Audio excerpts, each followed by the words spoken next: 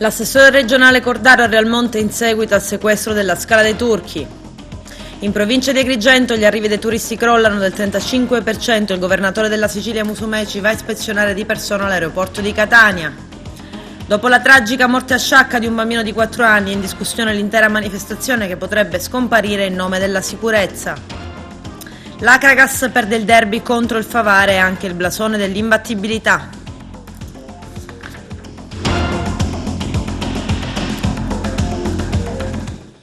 Bentrovati gentili telespettatori al nostro appuntamento con l'informazione a Realmonte, oggi riunione operativa con l'assessore regionale Totò Cordaro dopo il sequestro del sito della Scala dei Turchi. Il nostro direttore Arturo Cantella. Riunione operativa oggi presso il comune di Realmonte per la vicenda relativa al sequestro della Scala dei Turchi avvenuto qualche giorno fa da parte della Procura di Agrigento. Presenti tra gli altri l'assessore regionale al territorio e ambiente Salvatore Cordaro, che d'intesa con il governatore Musumeci ha deciso di incontrare i rappresentanti istituzionali, presenti anche il comandante della Capitaneria di Porto Gennaro Fusco, delegato dal procuratore patronaggio, il sindaco di Realmonte, Lillo Zicari, l'onorevole Giusy Savarino, presidente della Commissione Ambiente, l'ingegnere Calogero Foti del Dipartimento regionale della Protezione Civile, insieme a quello di Agrigento, il direttore del Demanio, dottoressa Olimpia Campo, custode del bene, i rappresentanti del Corpo Forestale, la Sovrintendenza dei Beni Culturali. Per la Regione la Scala dei Turchi va ammirata e tutelata come nel disposto del procuratore che mira alla fruizione dell'area coniugando il diritto del visitatore con l'esigenza della salvaguardia ambientale del sito. Quanto fatto dalla Procura è stato importante per chiudere una vicenda che da troppo tempo ormai stava diventando, insopportabile, no? Abbiamo espresso plauso per il provvedimento della Procura, mette chiarezza, stabilisce da quel punto di vista, anche se siamo in una fase iniziale e cautelare, che il soggetto, questo è lo stato dell'arte, poi vedremo quali sono gli approfondimenti, sedicente proprietario in realtà non ha dimostrato di esserlo. Per questa ragione la Regione Siciliana, su indicazione del Presidente Musumeci, sta intervenendo, stiamo lavorando, ripeto, non vi faccio anticipazioni perché è proprio la riunione quella che determinerà il percorso, anche se noi le idee le abbiamo chiare. Uno dei motivi della Procura è stato quello di mettere in stato di sicurezza la Scala dei Turchi, a parte la proprietà. Sulla Scala dei Turchi abbiamo lavorato già da tempo, peraltro mettendo in sicurezza il costone sud-ovest con un intervento della struttura del dissesto idrogeologico. Dobbiamo comprendere adesso come, ripeto, e mi fermo qui e vi ringrazio, come mettere la parola fine a questa vicenda e come iniziare una nuova pagina a tutela della Scala dei Turchi e perché i visitatori possano godere, senza pregiudicarlo, questo straordinario sito ambientale. Un momento importante per la Scala dei Turchi, si decide anche il da fare, no? Ma spero un momento risolutivo, mi pare che siamo vicini alla fine di questa vicenda. Io mi auguro nell'interesse generale, ma soprattutto nell'interesse della tutela della Scala dei Turchi e dei visitatori che in futuro mi auguro possano tornare a visitarla nei modi che verranno stabiliti, insomma che si metta fine a questa questione, che si faccia chiarezza e mi pare che siamo nella giusta direzione. Questa di oggi è una riunione tecnica in cui sono intervenuti, oltre all'assessore regionale al territorio e ambiente Cordaro, anche gli uffici del territorio e ambiente, del Genio Civile, della Protezione Civile regionale, la Capitaneria di Porto che ha svolto un ruolo importante, la Forestale, insomma un po' tutti gli uffici che possono intervenire e dare un contributo alla soluzione della questione ormai che dura da troppo tempo. Quindi sono fiducioso sugli esiti di questa riunione e sugli esiti tutta dell'intera vicenda. È importante sottolineare questo, che il governo Musumeci è stato molto attento e presente a questo territorio, perché la Scala dei Turchi ha già avuto un importante investimento e i lavori sono già conclusi sul versante sud-ovest. Ora bisogna intervenire anche su un'altra parte, che è la parte est del costone, ma in tutto questo l'attenzione del governo regionale, della commissione che io presiedo e rispetto a questo territorio è un importante bene che noi vorremmo diventasse proprio patrimonio dell'umanità, è massima, forse non non lo ha mai avuto in tutti questi anni. Oggi è intervenuta anche la Procura, ha messo chiarezza rispetto a una vicenda giudiziaria che era in corso e questo ci aiuta a sviluppare un percorso proprio a tutela di questo bene e per la massima fruibilità turistica della Scala dei Turchi. Bene al sequestro della Scala dei Turchi, che deve restare però un bene pubblico e fruibile. Questa la tesi del deputato all'Ars Michele Catanzaro del PD. Sentiamo. Onorevole Catanzaro, una sua valutazione su ciò che è stato il provvedimento relativo che la magistratura ha fatto sul sequestro della Scala dei Turchi? Beh, innanzitutto devo complimentarmi con la Procura e quindi anche con il Procuratore, con Patronaggio, che ha messo un punto ad una cosa che è un argomento che io in questi mesi ho condotto e portato avanti attraverso anche delle interpellanze e delle interrogazioni parlamentari. È chiaro che diciamo, dobbiamo dare molta celerità anche perché c'è questo sequestro preventivo da parte della Procura.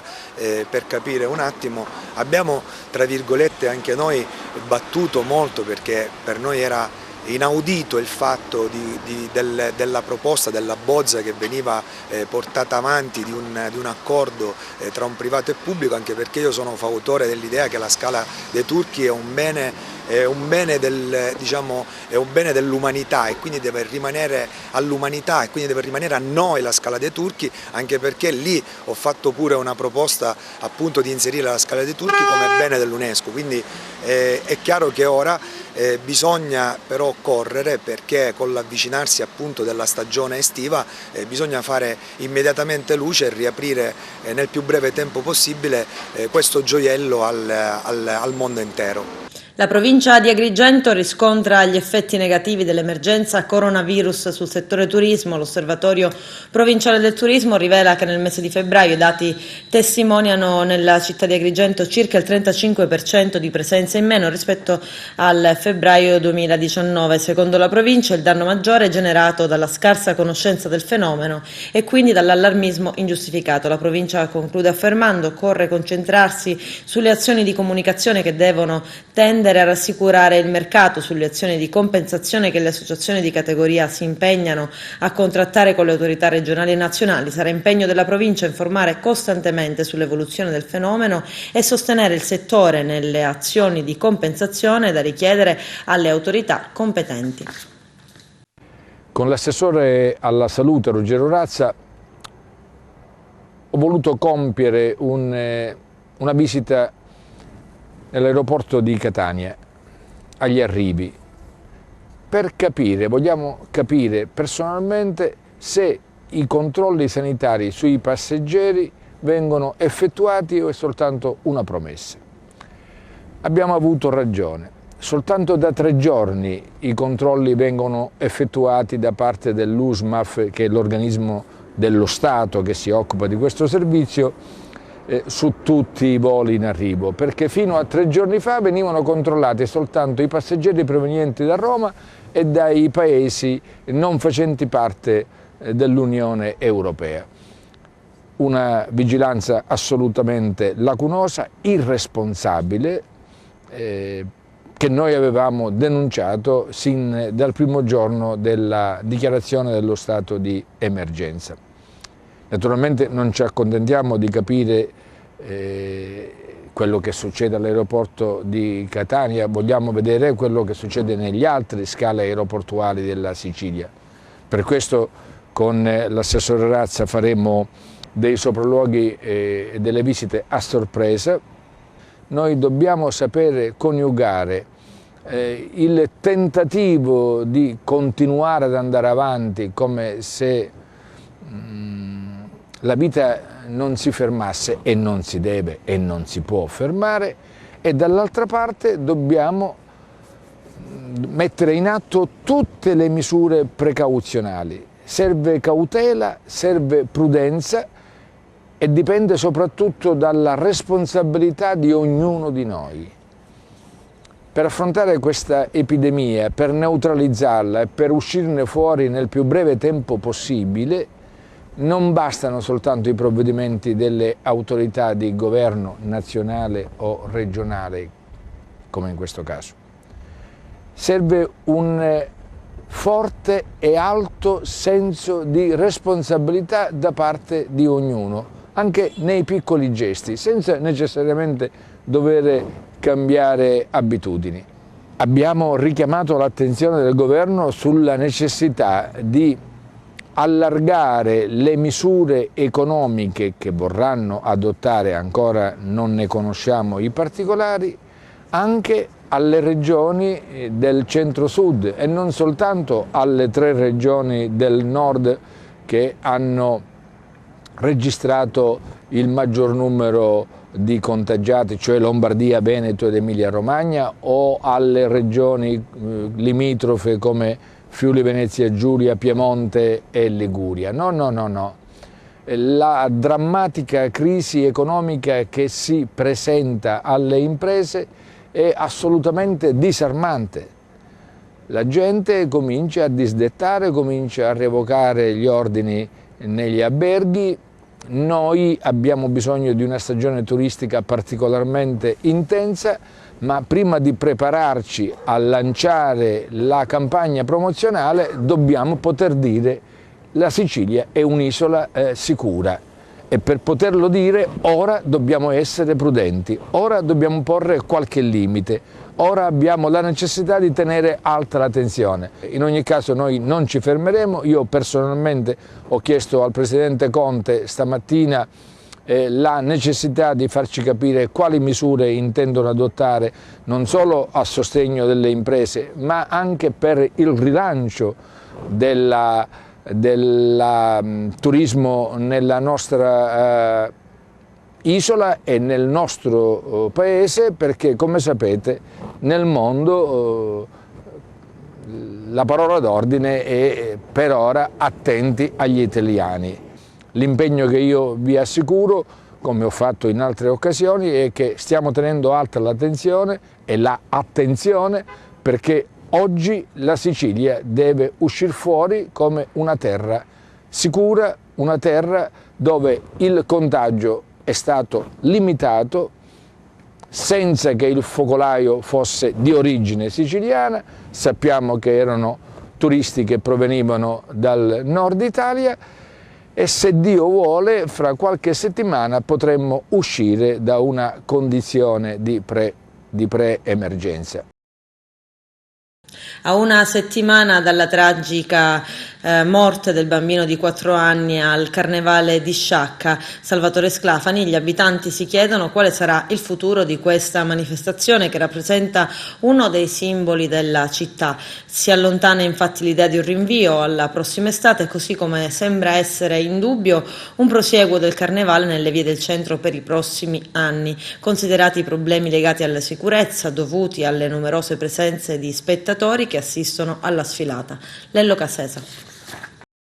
Dopo il tragico incidente al Carnevale di Sciacca del 21 febbraio scorso, proseguono senza sosta le indagini per accertare l'esatta dinamica dell'accaduto che ha causato la morte del piccolo Salvatore Sclafani, un bambino di soli 4 anni che il papà aveva messo sul carro per scattare una semplicissima foto. Il carro dell'associazione culturale è stato messo sotto sequestro giudiziario.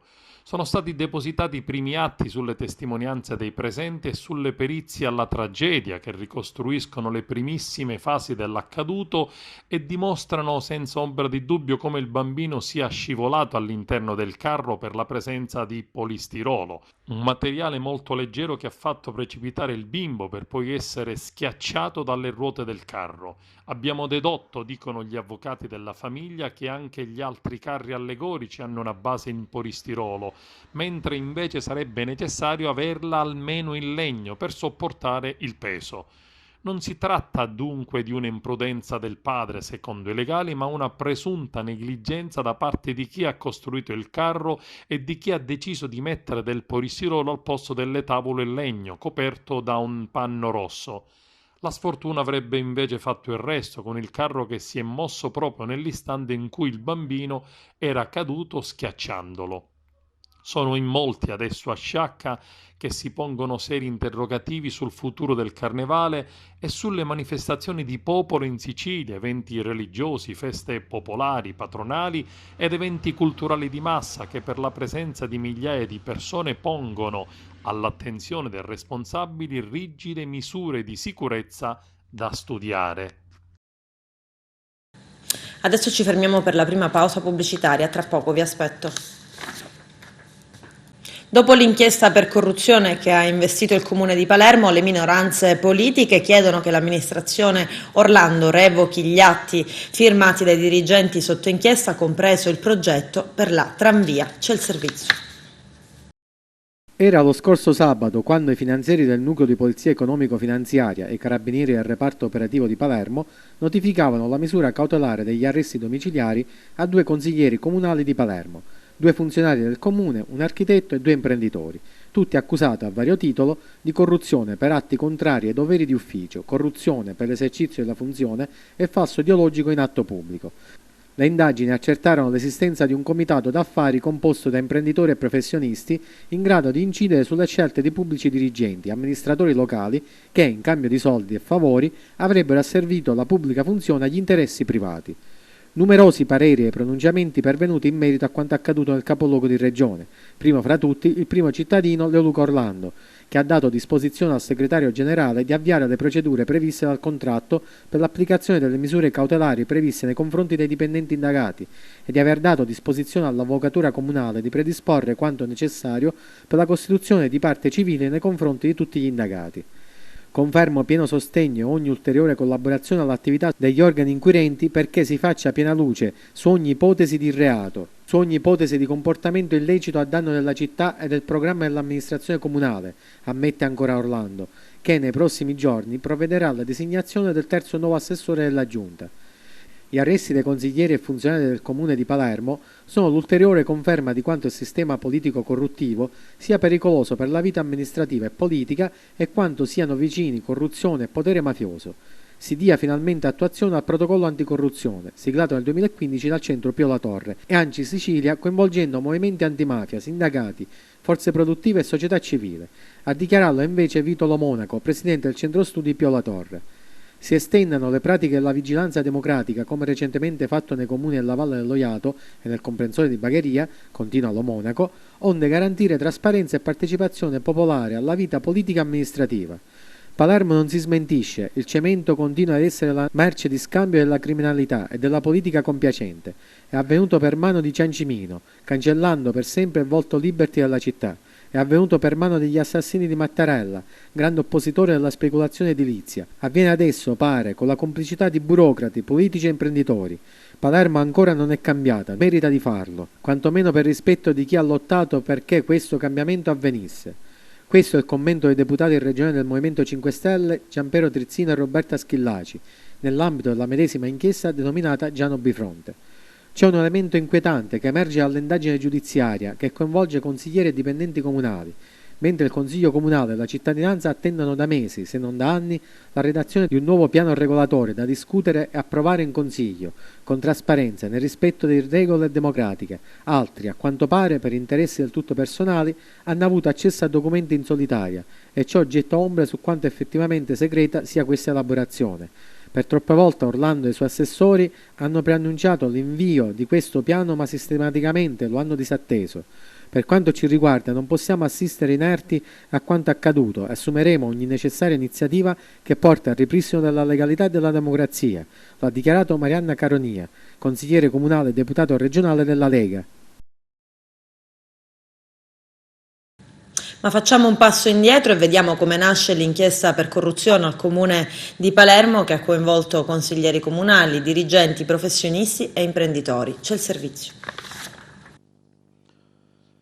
È un fiume in piena. Filippo Bisconti, ex imprenditore edile a capo della famiglia mafiosa di Belmonte e Mezzagno, che dopo il suo arresto avvenuto nell'ambito della maxi operazione antimafia Cupola 2.0 che ha decapitato la commissione che tornava a riunirsi dopo la morte di Totò Riina nel dicembre 2018, ha deciso di collaborare con la giustizia. E sono tante le cose che l'ex boss sta svelando puntando il dito contro ex sodali, picciotti ma anche politici ed imprenditori. Non a caso dal giorno della collaborazione di di Bisconti con i magistrati nel piccolo paese palermitano si è tornati a sparare. 2 omicidi e un tentato omicidio contro persone ritenute vicine proprio all'ex boss. L'ultimo fatto di sangue in ordine di tempo proprio ieri con l'assassinio del fratello di un fedelissimo di Bisconti. Ed è così che nasce l'operazione Giano Bifronte, condotta dal nucleo di polizia economico-finanziaria della Guardia di Finanza e carabinieri del reparto operativo, nucleo investigativo di Palermo, che ha portato all'arresto all'alba di 7 persone accusate di corruzione per un atto contrario ai doveri d'ufficio, corruzione per l'esercizio della funzione e falso ideologico in atto pubblico.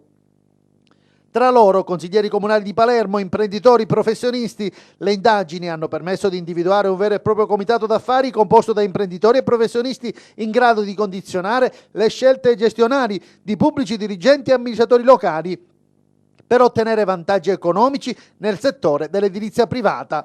Nell'ambito delle indagini coordinate dalla Procura di Palermo e in esecuzione di ordinanza emessa dal GIP, i militari hanno arrestato i consiglieri comunali Sandro Terrani di Italia Viva, 51 anni, componente della Commissione Bilancio, Finanza, Tributi. Giuseppe Locascio del Partito Democratico, 50 anni, presidente della Commissione Urbanistica, Lavori Pubblici, Edilizia Privata e Residenziale Pubblica. I funzionari comunali Mario Licastri, di 54 anni, di Palermo, ex dirigente dell'area tecnica della riqualificazione urbana e delle infrastrutture, e Giuseppe Monteleone, 59 anni, di Palermo, ex dirigente dello Sportello Unico delle Attività Produttive. L'architetto Fabio Seminerio, 57 anni, di Palermo, gli imprenditori Giovanni Lupo, 77 anni, di San Giovanni Gemini, e Francesco Lacorte, 47 anni, originario di Ribera, rispettivamente amministratori di fatto e di diritto della Biocasa SRL con sede a Palermo, che opera nel settore edilizio. All'architetto Agostino Minnuto, 60 anni, di Alia, in provincia di Palermo, è stato notificato l'obbligo di presentazione quotidiana alla polizia giudiziaria. I reati contestati sono corruzione per un atto contrario ai doveri di ufficio e corruzione per l'esercizio della funzione e falso ideologico in atto pubblico. Maltrattava la moglie, arrestato 53enne di Caronia all'ennesimo episodio di violenza. Vediamo. In esecuzione di un'ordinanza di applicazione di misura cautelare restrittiva emessa nell'ambito delle indagini coordinate dal sostituto procuratore dottoressa Giorgia Orlando della Procura della Repubblica presso il Tribunale di Patti, i carabinieri della Compagnia di Santo Stefano di Camastra hanno arrestato un 53enne di Caronia, già noto alle forze dell'ordine, gravemente indiziato dei reati di maltrattamenti in famiglia e lesioni personali aggravati nei confronti della moglie. Nelle settimane scorse, a seguito di segnalazioni pervenute alla centrale operativa del Comando Compagnia di Santo Stefano di Camastra, i carabinieri erano intervenuti dopo un malore della donna, ricostruendo un episodio di violenza avvenuto il giorno prima, allorquando l'uomo aveva aggredito la coniuge per futili motivi, colpendola con calci e pugni. La segnalazione consentiva il ricovero della donna in ospedale e l'intervento di una pattuglia dell'Arma che avviava subito le indagini del caso. I militari, con la collaborazione della task force specializzata costituita dal Comando Provinciale Carabinieri di Messina per il contrasto alle violenze di genere, sotto la guida della Procura della Repubblica diretta dal dottor Angelo Cavallo, particolarmente attenta a dare sempre pronte e efficaci risposte ai reati in danno alle vittime vulnerabili, hanno raccolto gravi e concreti elementi sui comportamenti dell'uomo, accertando la sussistenza di reiterate condotte vessatorie, violente e minacciose poste in essere nei confronti della moglie. Le violenze fisiche e morali da parte dell'uomo duravano da diversi anni ed avevano coinvolto anche i figli della coppia, i quali, sin da giovanissimi, erano stati costretti a trasferirsi altrove. La Procura della Repubblica di Patti ha richiesto pertanto al Tribunale l'applicazione del provvedimento cautelare emesso dal GIP dottor Eugenio Liquò. Dopo le formalità di rito, l'uomo è stato ristretto ai domiciliari in un altro centro. A Cuore Aperto dona 15.000 euro a Centro Disabili di Cammarata. Il contributo servirà per la realizzazione di un ascensore nel centro per diversamente abili gestito dall'associazione Onlus L'Arca nell'ex convento dei Frati Minori di Sicilia. Vediamo. I volontari dell'associazione Onlus a Cuore Aperto al festival Cantando Insieme hanno donato un assegno di 15.000 euro come contributo per la realizzazione di un ascensore nel centro per diversamente abili gestito dall'associazione Onlus L'Arca nell'ex convento dei Frati Minori di Sicilia di Cammarata. Grazie all'ascensore acquistato con i fondi raccolti in una campagna di solidarietà, anche i ragazzi in carrozzina potranno così partecipare a tutte le attività socio-ricreative teatrali, laboratoriali e sportive. Il progetto dell'importo complessivo di euro 66.000 è stato illustrato venerdì scorso durante il festival Cantando Insieme. Siamo molto contenti, ha detto il cardiochirurgo Giovanni Ruvolo, presidente della Ollus a cuore aperto, di poter contribuire a realizzare questo progetto a favore dei ragazzi diversamente abili che spesso purtroppo si vedono negati i propri diritti per mancanza di fondi o a volte anche per motivi burocratici.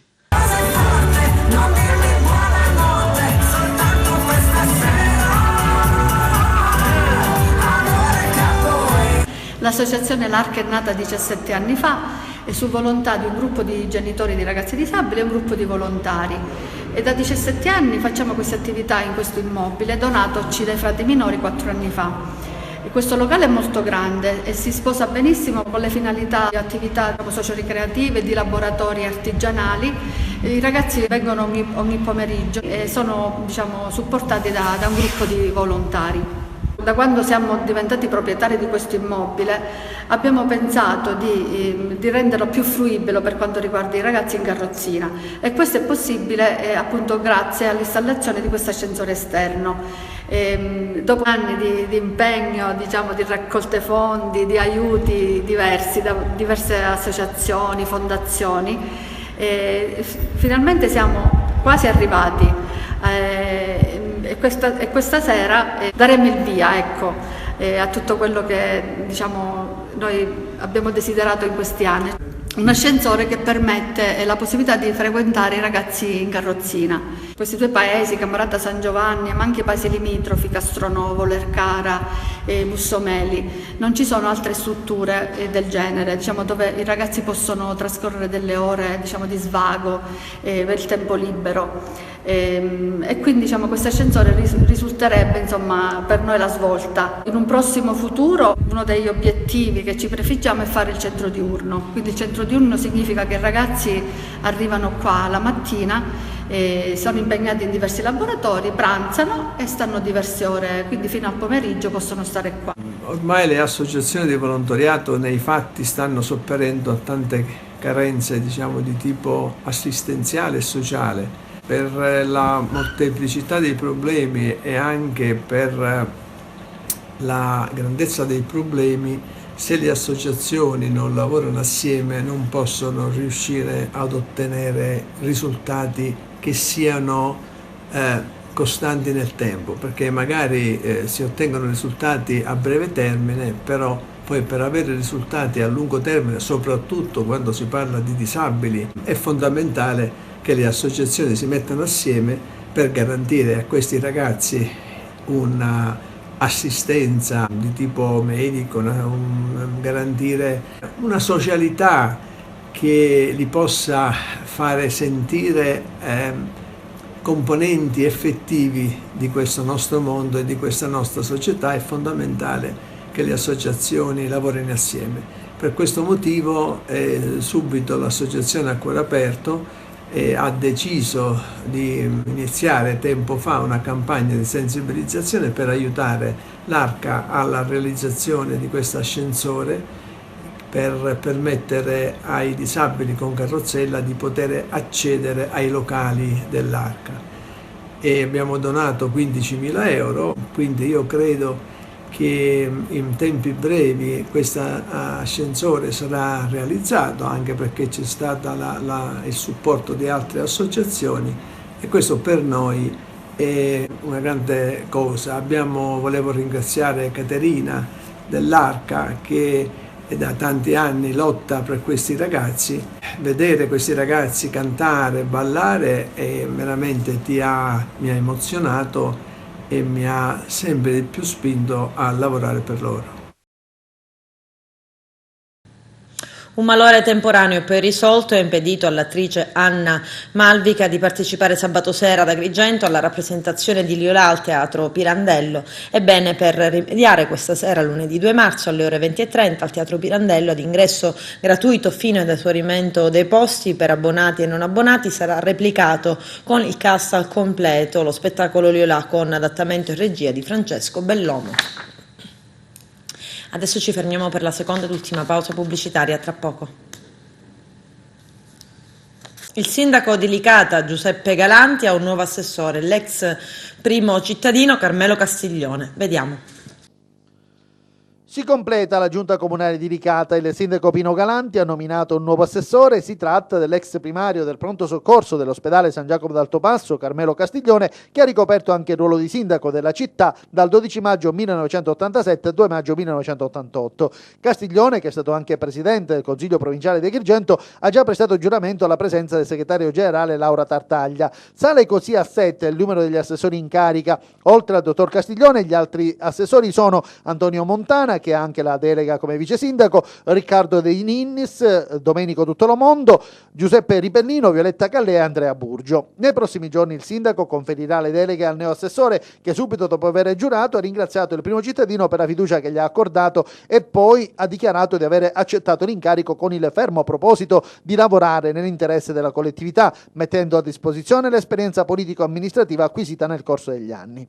Intanto si allarga la maggioranza. I consiglieri comunali Calogero Scrimari e Gaetano Aronica hanno reso noto che, essendo venute meno le condizioni di incompatibilità politica che fino a questo momento non ne consentivano loro di condividere il progetto politico portato avanti dall'amministrazione in carica, da questo momento, scrivono i due in una nota, sentono forte la necessità di contribuire fattivamente a mettere in campo ogni azione utile a risolvere le tante problematiche che attanagliano la città di Licata. È utile ricordare che le condizioni di cronica sofferenza di natura economico-finanziaria e l'altro problema legato alle difficoltà dovute al restringimento delle risorse della pianta organica impongono assunzioni di responsabilità straordinarie, aggiungono Scrimari e Aronica, per evitare che una possibile condizione di dissesto finanziario potesse travolgere l'economia e lo stato sociale della città. Oggi non può essere il momento delle polemiche, ma delle proposte e del contributo personale per la soluzione delle tante problematiche.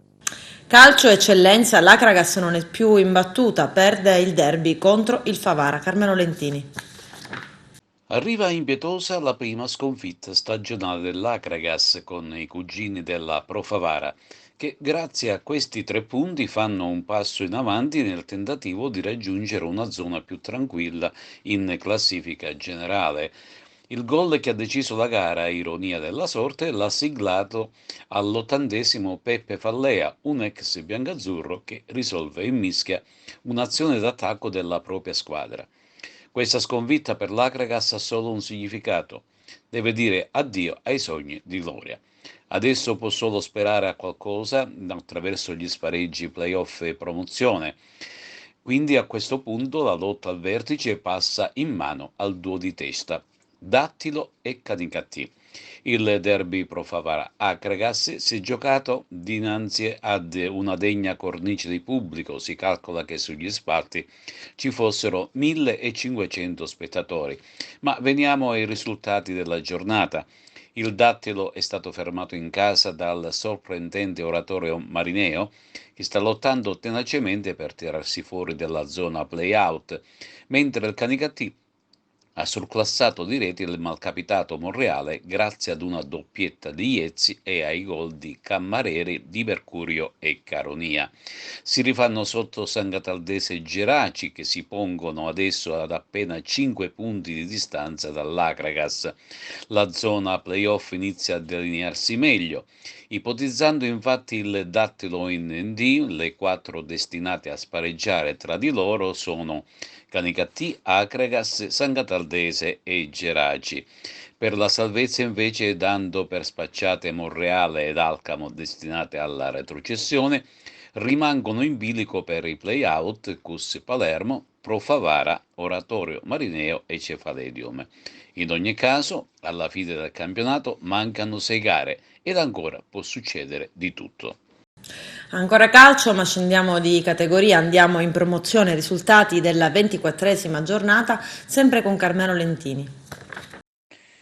In promozione Girone A, brutto scivolone esterno del Casteltermini, che perde di misura sul campo del San Vito Lo Capo e viene raggiunta in terza posizione dalla Mazzarese. Continua imperterrita la fuga a 2 di Sciacca e Folgore. La prima si è aggiudicata il derby del Salace con il locale del Camarat, grazie alla rete vincente di Tummiolo, mentre la Folgore non ha avuto problemi a liquidare la pratica Gattopardo con un sonoro 4-0. Grazie a questi risultati la lotta per la retrocessione si fa sempre critica per il Camarat, che in classifica occupa la terzultima posizione e perdurando questa situazione si vedrà costretta a spareggiare per non retrocedere con il Villabate. Perde il confronto esterno con la Nissa Empedoclina, che subisce le reti di Tomasello e Passero e scivola lontana dalla zona play-off.